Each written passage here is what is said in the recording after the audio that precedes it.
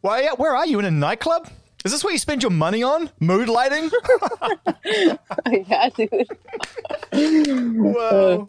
The royalty checks are in. She went straight down to Costco and got some disco lights. Good. Yeah, I did. It's worth it. It's worth it. It's a mood. It's a vibe. Hey. Miss you, Zane. How you doing? Miss you guys too. Wow. And happy birthday to your bro too. Because as we would do this, then you know. Mm-hmm. How you been? I mean, strange question. Such an obvious human thing to ask, and it's like it's so loaded now. How do you even answer that question? I don't know. Life is weird as hell. I don't know. I don't know what to think. Well, thanks for the music. I mean, thanks for bringing us something special. I mean, my future is like, wow, it's a whole other level again. Lowercase. I like the detail. What's with the lowercase? You know, it's funny. Like I actually like thought about changing it this time because so basically I've been doing lowercase for like years. Like every project I've made is all lowercase. I don't know why. I think it makes it more, it's like pleasing to the eye, I feel like. Yeah, I get it. And less like professional, which I always liked. Let's talk about the song, right? The power of being alone, man. The desire just to be left alone, to indulge in one's company and not have to deal with everyone else's false expectations of you know, company and what that brings to one's life. That's what I'm getting out of it. Just like, leave me be. It's just that growth, you know? It's growth, you know? I feel like at least for me, I feel like like I spent years and years relying on having someone. And as soon as I didn't have someone, I got somebody else. And I'm not talking about relationships. I'm talking about everything. Like I could never be alone. Like I couldn't take my own company for so long.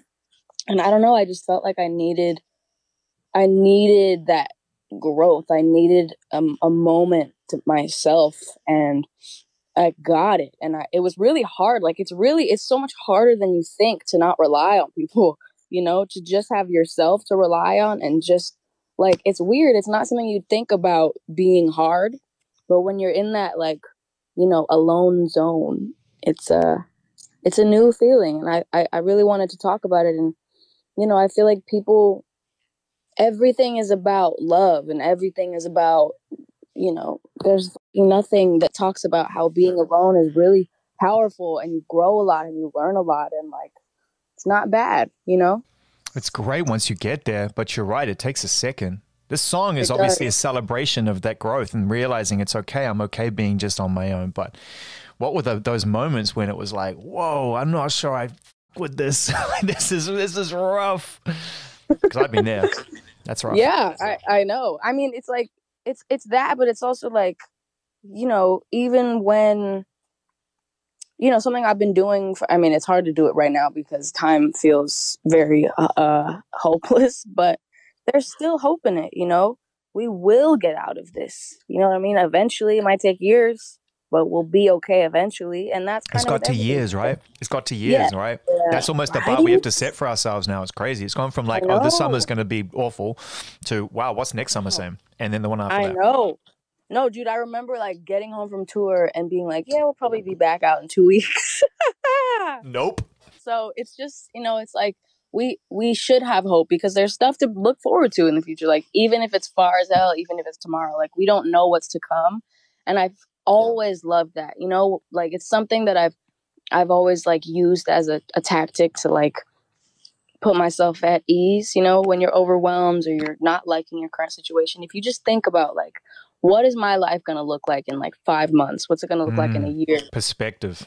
Yeah, perspective. And it's like, think about it. And it's like, I don't know. I love thinking about that. It makes me hopeful and it makes me excited. And I love the idea of not knowing what's in my future.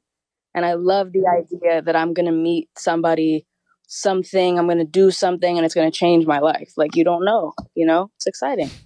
What is the line in the song you're most proud of? Because I know that you guys stack them up so deliberately and nothing makes the cut unless it sits perfect, right? What's your favorite line in the song? I really like the second pre-chorus of, I'd like to be your answer because you're so handsome, but That's a I know great better lyric. than to drive you home because you'd invite me in. And I'll be yours again. Yeah, man. Oh, Ugh. Ugh. period.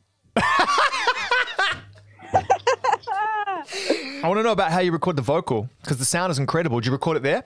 You recorded it in Phineas's? How'd you get the tone and the feel and the sound of it? Because it sounds so intimate and upfront. And by the way, when the beat kicks in and you are able to maintain that, even though I thought it was just going to ride out, the first half was going to ride out, and then that tasteful production kicks in, but the vocal remains this incredible intimate feel. Like, how did you get that? How did you capture that? I don't even know. Like, this was such a satisfying process. It was so satisfying. We wrote the song in like 2 days. Is that fast for you? That's crazy fast for us. I mean, to be honest with you, lately, kind of been like that.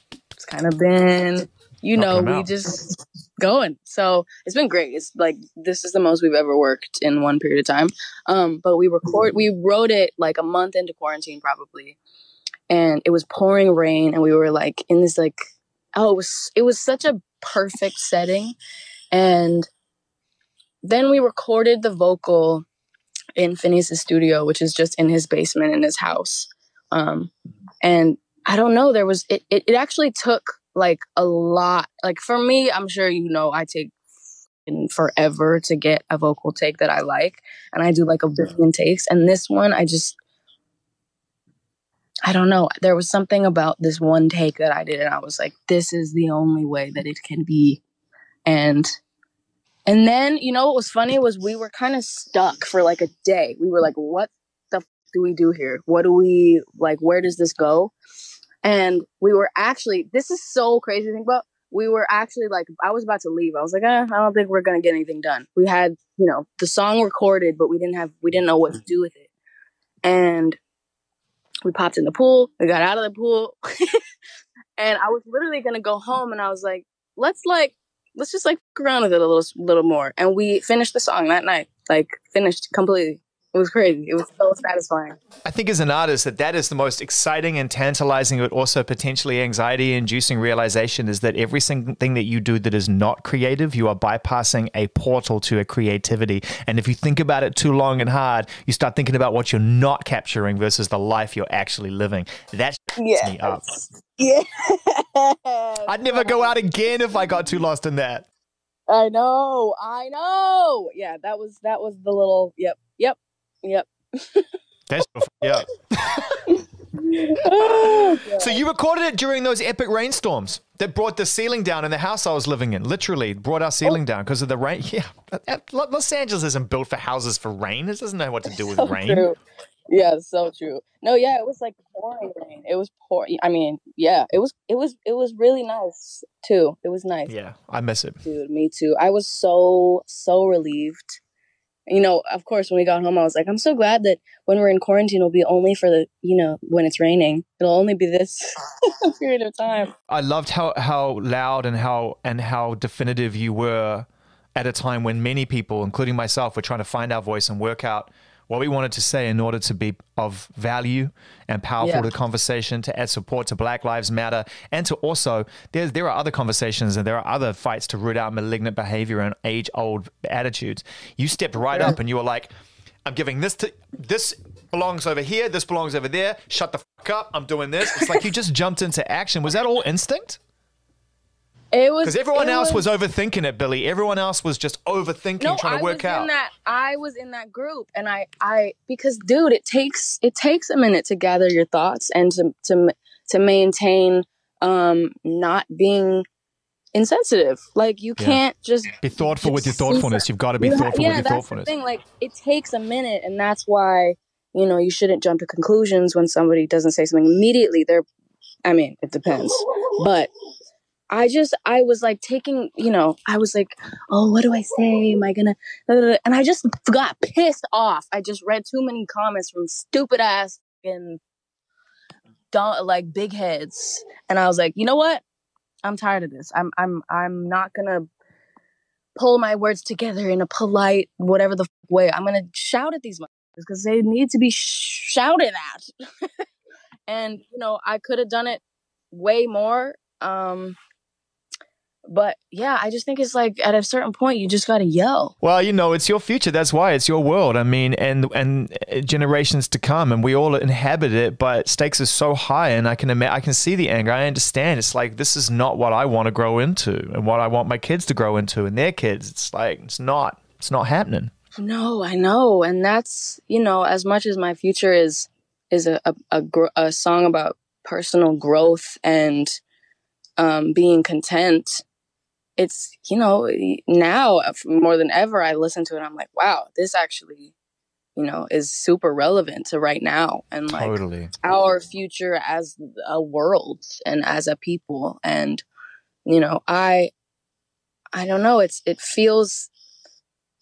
crazy when you can get to a point in life where hope itself feels hopeless. It feels hopeless to hope for stuff. So true.